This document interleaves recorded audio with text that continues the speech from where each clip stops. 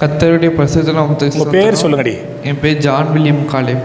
John William Caleb. Joman இருக்கும்போது ஆக்சுவலாக ஒரு உண்மை சொல்லணுன்னா, இப்போ புதுசாக அந்த படம் வந்து அந்த இதெல்லாம் பார்த்துட்டு போகணுன்னு ஆசையாக ஜோமன்ட்டுக்கு போக கூட சிந்தியில் அதை தான் போகணும், நாளைக்கு போகணும். என்னது புதுசாக ஒரு மூவி வந்திருக்கு, அதுக்கு போகணுன்ட்டு மைண்டில் அதே தான் ஓடிட்டு இருந்துச்சு. நானும் அங்கே இருந்து ஜோம் பண்ணும் போது என்ன ஜோமன்னா எனக்கு ஏன் என்ன அந்த அனுபவமே வரமாட்டேதுன்ட்டு எனக்கு திடீர்னு என்ன நீங்கள் கை தூக்கி ஜோம் பண்ண சொல்லும் போது திடீர்னு மைண்டே பிளாக் ஆகிடுச்சு. அந்த இது நினப்பு எதுவுமே இல்லை மாறிடுச்சு.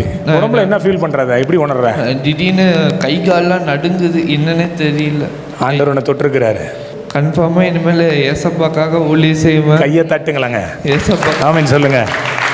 பாவியின் மீது இன்னும் கை கால் என்ன நடக்குது, தேவ பிரசன்னம். ஆமென் சொல்லுங்களேன். இந்த மகிமை ஒரு பையனை தொட்டுருச்சுன்னா அப்படிதான் நல்லா இருந்துச்சு அந்த அனுபவம். ஆண்டவர் தொட்டாரா? மைண்டே பிளாங்க் ஆயிடுச்சு, என்னமோ ஃப்ளாஷ் அடித்த மாதிரி. ஃப்ளாஷ் அடித்த மாதிரி தான் சரியான சாட்சி பாருங்க.